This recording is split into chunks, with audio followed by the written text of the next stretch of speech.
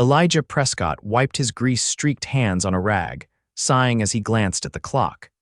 Nearly midnight. He had promised his 8-year-old son, Zayn, that he'd be home in time to read their favorite bedtime story, but another unexpected repair had come in just as he was locking up. A sleek black Aston Martin sat in the middle of his small, worn-down auto shop, its hood popped open like a wounded beast. The owner, a woman with piercing blue eyes and an air of quiet confidence, stood by the car, arms crossed. She looked so out of place there her fitted blazer and diamond bracelet practically screamed wealth. "I know it's late," she said, her voice smooth but laced with frustration. "But I'm stranded and I need this fixed tonight." Elijah exhaled slowly, rubbing his temples. He needed the money badly. Between Zayn's school tuition and the mounting bills, he couldn't afford to turn anyone away, especially not someone who could clearly pay well.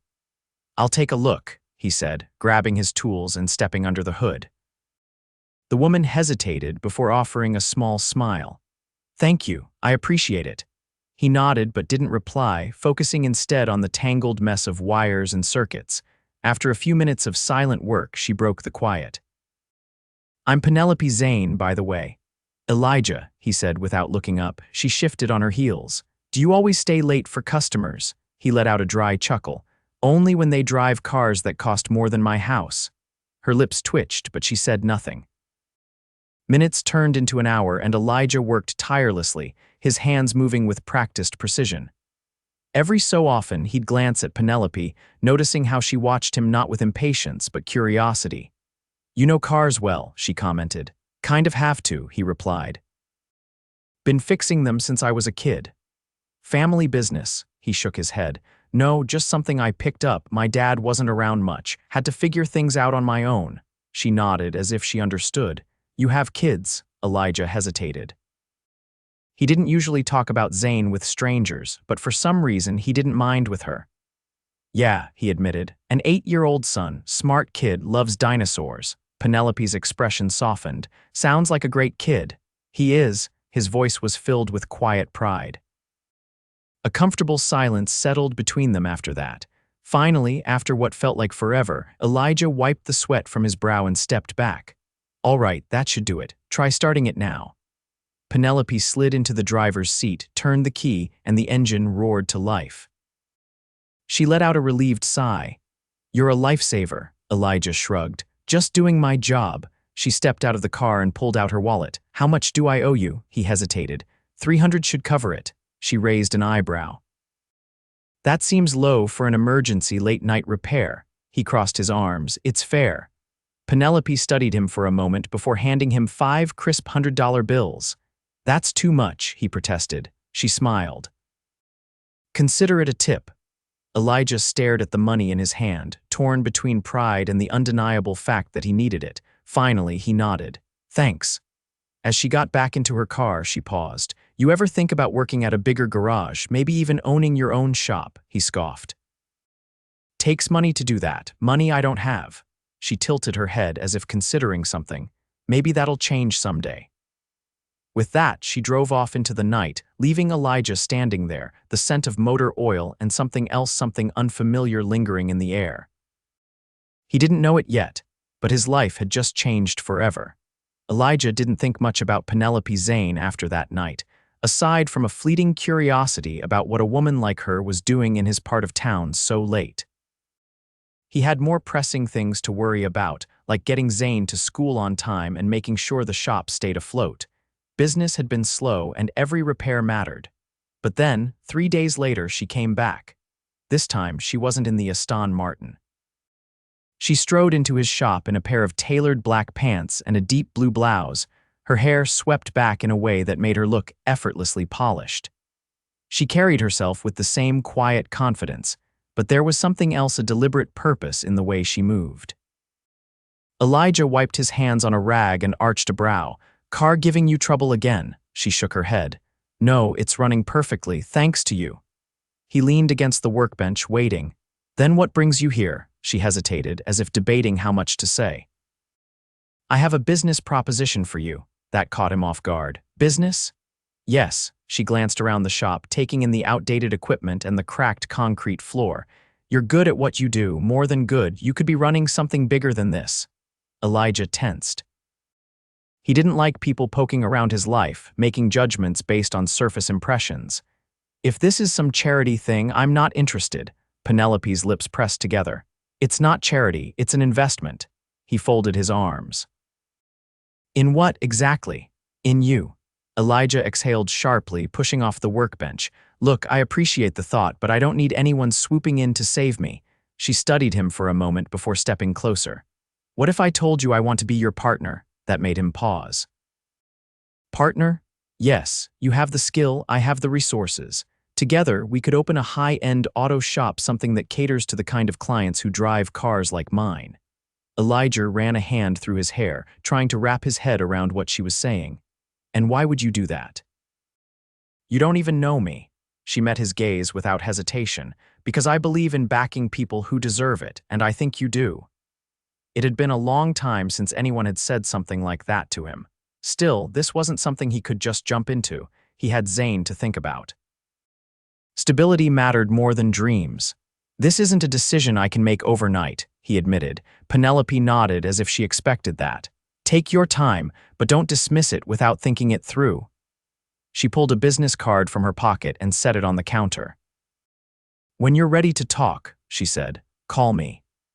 Then she turned and walked out, leaving Elijah standing there, staring at the card like it was some kind of test he wasn't sure he was ready to take. Elijah spent the next few days trying to push Penelope's offer out of his mind, but it clung to him like the scent of motor oil on his skin. The idea of owning a high-end shop, working for himself, giving Zayn a better life, it was tempting. Too tempting. But people like Penelope Zane didn't just walk into lives like his without a reason, and he didn't trust opportunities that seemed too good to be true. It wasn't until Zayn came home from school with a crumpled letter in his backpack that Elijah finally made up his mind. The tuition was going up. Again. He stared at the paper, jaw tightening. He had worked too hard to keep Zayn in that school, to give him a future where he didn't have to scrape and struggle the way Elijah had. But if things didn't change soon, he'd have no choice but to pull him out. That night, after putting Zayn to bed, he sat at the kitchen table, Penelope's business card between his fingers. He picked up his phone and dialed. She answered after the second ring. I was wondering when you'd call, Elijah exhaled, rubbing his forehead. I want to talk. Tomorrow. 7 o'clock. I'll text you the address. She hung up before he could argue. The next evening, he found himself outside a sleek glass building in the heart of the city, the kind of place where suits and designer heels clicked against polished floors. He stepped inside, feeling instantly out of place in his worn jeans and boots. A woman at the front desk guided him to an elevator, and moments later, he stepped into an office that overlooked the city skyline. Penelope stood by the window, her back to him. I wasn't sure you'd actually come, she said, turning to face him. Elijah shoved his hands in his pockets. Neither was I. She gestured to the chair across from her desk. Sit. He stayed standing. Before we get into anything, I need to know why. Her brow lifted. Why what? Why me? Why this? Penelope leaned against her desk, arms crossed. Because I see potential where others don't, and because I know what it's like to build something from nothing. That caught him off guard. She didn't look like someone who had ever struggled a day in her life.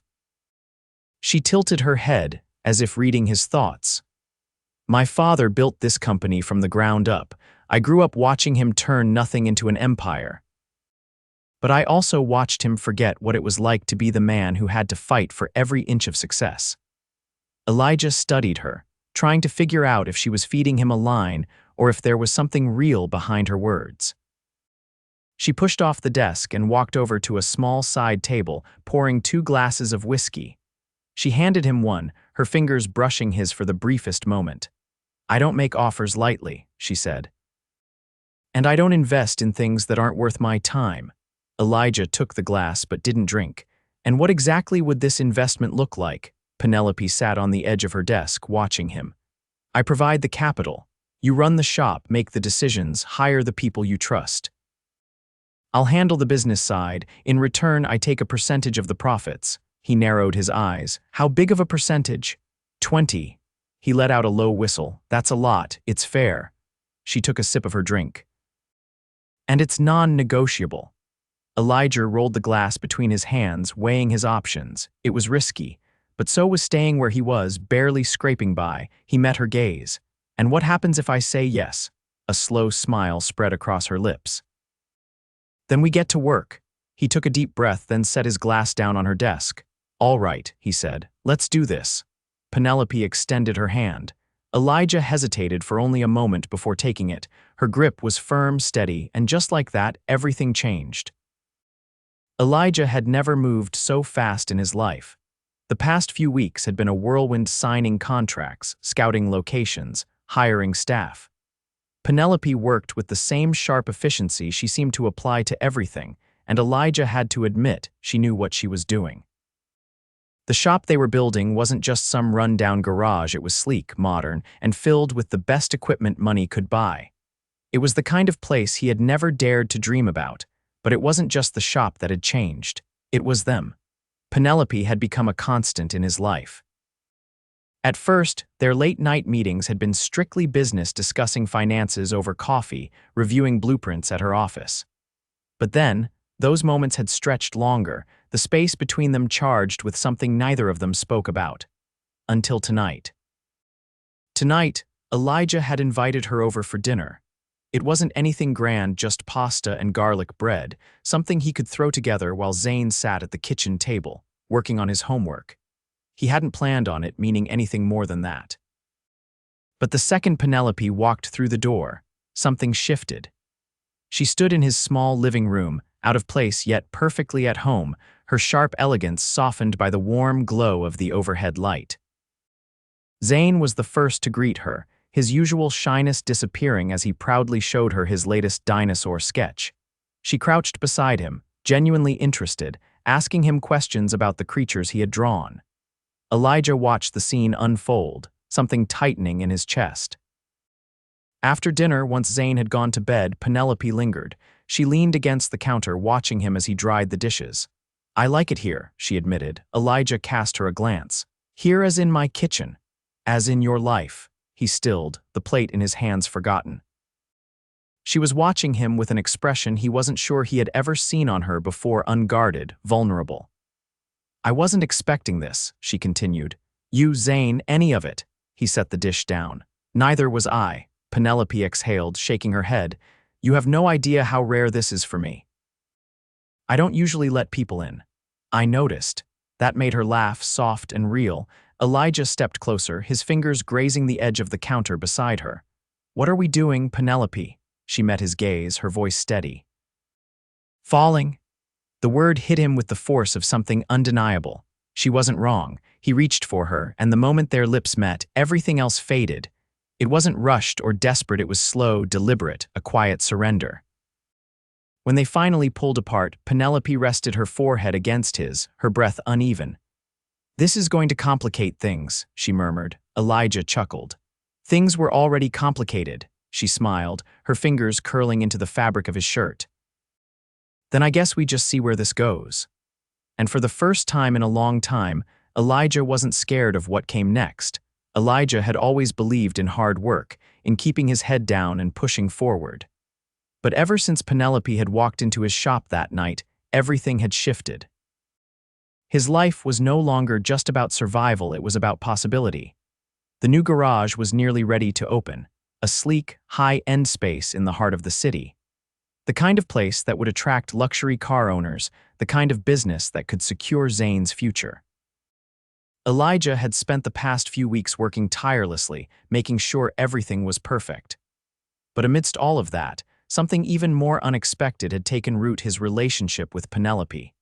They hadn't defined it, hadn't put a name to whatever was growing between them, but it was there. In the way she lingered after business meetings, in the way her fingers would brush against his when they stood too close. In the way Zayn had started asking about her, his curiosity innocent but telling. Tonight, she was at his place again, sitting on his worn-out couch with a glass of wine in hand. Zayn had already gone to bed, exhausted after a long day at school, and now it was just the two of them. Elijah sat beside her, stretching his legs out, feeling the quiet hum of something unspoken between them. Penelope turned to him, her expression softer than the sharp, polished businesswoman he had first met. "Are you ready for tomorrow, the grand opening?" The moment everything would either come together or fall apart. "I think so," Elijah admitted. "Feels surreal." She smiled slightly, taking a sip of her wine. "It should, you built this." "We built this," he corrected. Penelope held his gaze, and for a moment, something passed between them, something deeper than business, heavier than attraction. "Elijah," she said quietly, setting her glass down, "I need to ask you something." He turned to her fully. "What is it?" She hesitated, as if weighing her words. "What happens if this works, if the shop becomes everything we imagined?" He frowned slightly. "That's the goal, isn't it?" "It is," she admitted, "but I need to know, what happens to us?" Elijah exhaled slowly. He had been avoiding that question, dodging the inevitability of it. Because the truth was, he didn't know. "You live in a world I don't understand," he said finally, "and I don't know if I fit in it."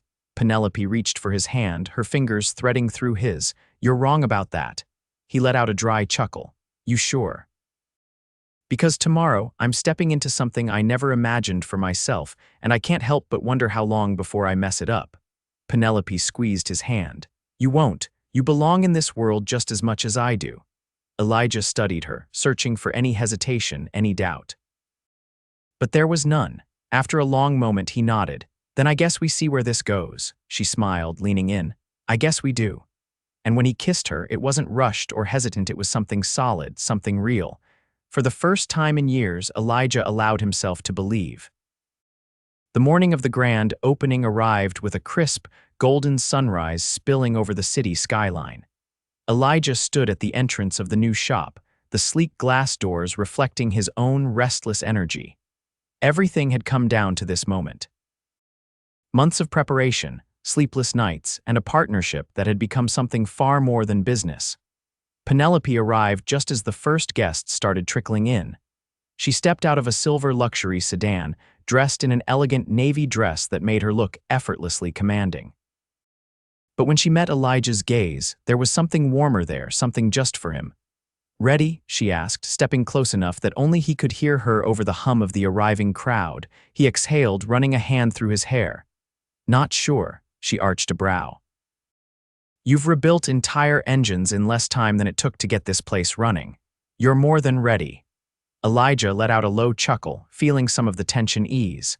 "You always this confident?" Penelope's lips tilted in amusement. "Only when I know I'm right." Before he could respond, a photographer called them over, asking for a picture to commemorate the opening. Elijah stood beside Penelope as the cameras clicked, their shoulders brushing in a way that sent a quiet current through him. The event went smoothly, with luxury car owners, business investors, and even a few curious onlookers coming to see the new shop. Elijah found himself talking to people he never thought he'd cross paths with, shaking hands with men in tailored suits, explaining the high-end services they offered. At one point, Zayn showed up with one of Elijah's close friends, his excitement barely contained as he ran toward his father. "This place is huge." Zayn's eyes lit up as he took everything in. Elijah ruffled his son's hair, pride swelling in his chest. "What do you think?" Zayn grinned. "It's the coolest garage ever." Penelope crouched beside him, her expression softening. "You know, your dad's the reason it looks this good."